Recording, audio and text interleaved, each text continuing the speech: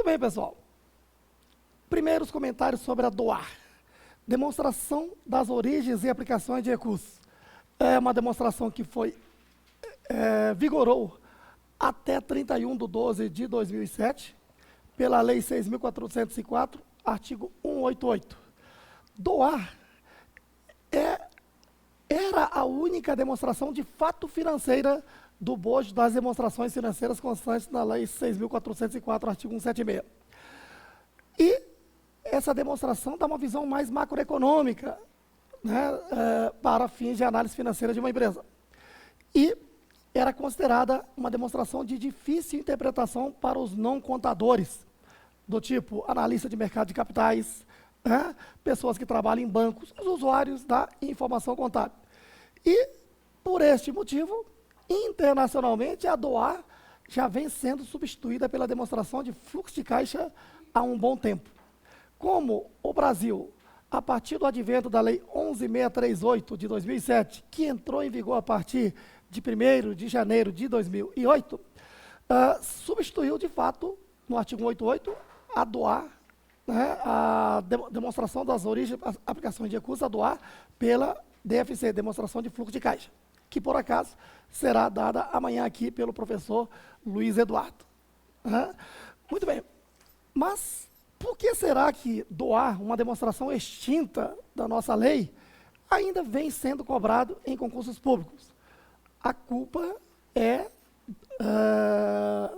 exclusivamente do professor Eliseu Martins e também da equipe de professores da USP.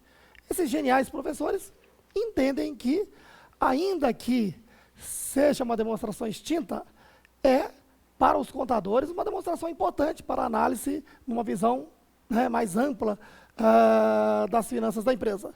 E, então, eles apresentaram a nota como sugestão de que as entidades acadêmicas, as faculdades, continuem lecionando a DOAR. Então, é aquela história, né? O que o poeta fala, se escreve. E, quando geniais professores, autores, como o professor Eliseu Martins e sua equipe apresentam uma sugestão como essa, então, muitas faculdades continuam ensinando ainda a DOAR. E em concursos públicos, ora, mais do que nunca, as principais bancas examinadoras, a ESAF e o CESP, seguem muito as orientações dos autores da USP no que tange à disciplina Contabilidade Geral. Então, nós chamamos o Manual de Contabilidade das Sociedades por Ações como sendo a Bíblia da Contabilidade, porque, de fato, é o melhor livro de contabilidade, é o livro referência, é o livro que gera opiniões. Então, há essa sugestão, certo aí? Por isso é que muitas bancas continuam cobrando e vão continuar cobrando. Então, apesar de ser uma demonstração que não tem sido mais ensinada pelos professores, pelo simples fato de não estar mais na lei, né, concurseiro, é bom estar atento, é bom conhecer, porque é cobrado. Segundo ponto importante, conhecer demonstração das origens e aplicações de recursos facilita a sua compreensão da demonstração de fluxo de caixa. Portanto, vocês que estão presentes aqui hoje vão ter muito mais facilidade de entender a aula de amanhã com o professor Luiz Eduardo. Então, há esse ponto positivo que devemos considerar para essa aula de hoje. Tá ok?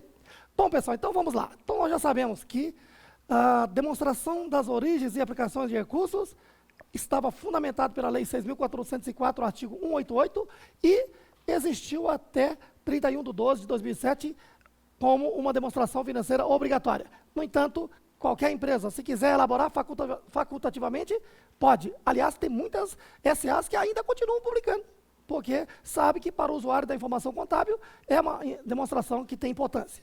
Certo aí? Muito bem. Agora, guarde informações para concursos públicos. Por que internacionalmente DOAR foi sendo substituída pela demonstração de fluxo de caixa? Porque a DOAR é considerada demonstração de complexa interpretação pelos não contabilistas, ao passo que a demonstração de fluxo de caixa é considerada uma demonstração de mais fácil interpretação por esses não contabilistas. Tá ok? Muito bem. Então, olha, para que se possa falar da DOAR, tem que ser baseado no balanço antigo. O balanço antigo tinha essa estrutura: classes de contas do ativo e classes de contas do passivo. A classe do ativo era dividida em 3 grandes grupos, quais sejam: circulante, realizável a longo prazo e permanente. A classe do passivo tinha 4 grandes grupos, quais sejam: passivo circulante, exigível a longo prazo, resultado de exercícios futuros e patrimônio líquido. Lembrando que os 2 primeiros grupos do passivo representam as dívidas com terceiros, as obrigações com terceiros. Claro, por exclusão, resultado de exercícios futuros e patrimônio líquido é que representam obrigações com proprietário. Então, na aula de hoje, devemos ter em mente, né, essa estrutura de balanço. Tá ok? Tá bom. Agora, a questão é o seguinte: o que significa doar mesmo? Demonstração das origens e aplicações de recursos. Ora, em primeiro lugar, o que é o recurso? Ora, entende por recurso a diferença entre ativo circulante e o passivo circulante. Por isto, o caput do artigo 188, claro, daqui por diante, lembrando sempre que é o artigo 188 antes da alteração da Lei 11.638, que tratava da doar. Então, o caput do artigo 188 diz o quê? Que o objetivo da doar é demonstrar as modificações da posição financeira da empresa. E o que é essa posição financeira? Exatamente a alteração ocorrida no capital de giro líquido. Cuidado, capital de giro é o ativo circulante. Capital de giro líquido é a diferença entre ativo circulante e o passivo circulante. Portanto, quando se trata de recurso, estamos falando aqui de capital de giro líquido, a diferença. Tá ok? Por isso, está aqui, ó, o objetivo da doar é demonstrar o recurso de curto prazo, daí ativo circulante menos passivo circulante, e principalmente a sua variação no período. Período é um exercício social. Então, devemos demonstrar o recurso de curto prazo e sua variação no período. Devemos demonstrar a diferença entre ativo circulante e o passivo circulante. Um detalhe importante, está aqui, ó, capital circulante líquido. Aliás, capital circulante é o ativo circulante menos passivo circulante. Tecnicamente falando, essa diferença entre ativo circulante e passivo circulante se chama capital circulante líquido ou próprio, ou capital circulante negativo ou de terceiro. Olha só, quando que eu tenho o CCL, capital circulante líquido? Quando o ativo circulante é maior que o passivo circulante. Então, se eu tenho um ativo circulante desse tamanho aqui, e o passivo circulante menor, esta diferença é exatamente o capital circulante líquido, ou também chamado capital circulante próprio, da própria empresa. O contrário, quando o passivo circulante é maior que o ativo circulante, esta parte do ativo circulante aqui é financiada por terceiro. Daí chamamos de capital circulante negativo ou de terceiro. Certo aí? Portanto, tecnicamente falando, existe o CCL e o CCN. No entanto, legalmente falando, houve uma falhazinha na lei. O legislador chamou essa diferença, que deveria ser só capital circulante, de capital circulante líquido. Por isso, daqui por diante, vamos estar sempre falando a diferença entre ativo circulante e passivo circulante, pela lei, é exatamente o quê? CCL. Então, a lei não fez a distinção de que há positivo ou negativo. É tudo CCL. Por isso, foi colocado aqui, ó. Esse recurso que estamos falando é o capital circulante líquido. Uma falha da lei, mas é assim que deve ser interpretada. Entendido aí? Aí, o que eu faço na prova? Numa prova, se o examinador se refere à lei, é CCL. Agora, se o examinador está colocando uma questão bem clara do ponto de vista técnico, existe o CCL e o CCN. CCL, capital circulante líquido ou próprio. CCN, capital circulante negativo ou de terceiros. Tá ok?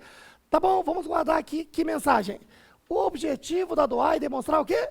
O recurso. Quando se fala em recurso, de acordo com a lei, estou falando de quê? CCL, diferença entre ativo circulante e passivo circulante. De curto prazo e sua variação no período. Então, guarde essa mensagem para que possamos evoluir. Certo aí? Então, seguindo. Agora, preste bem atenção.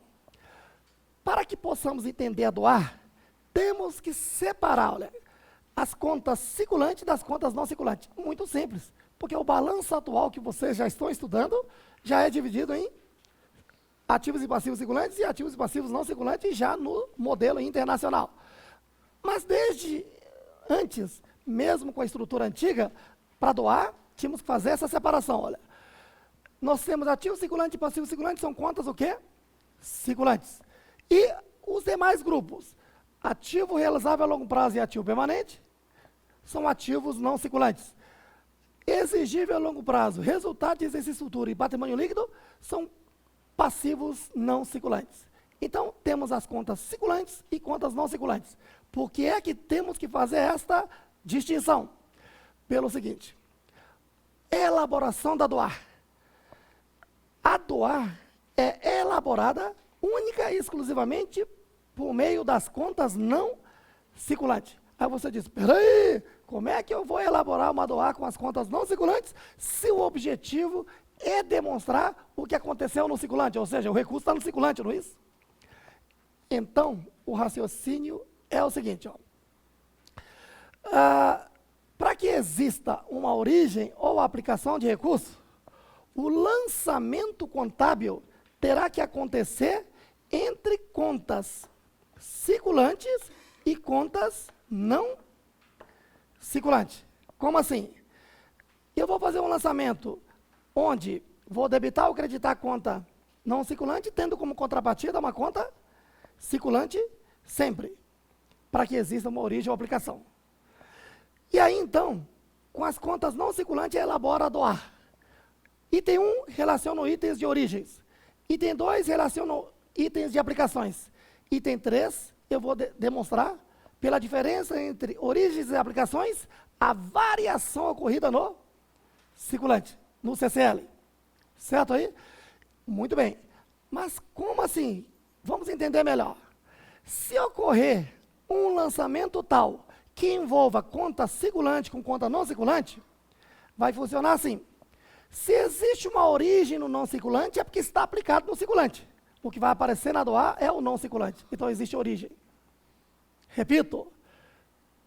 Se houver um lançamento entre conta circulante e conta não circulante, a que vai aparecer na doar é a conta não circulante.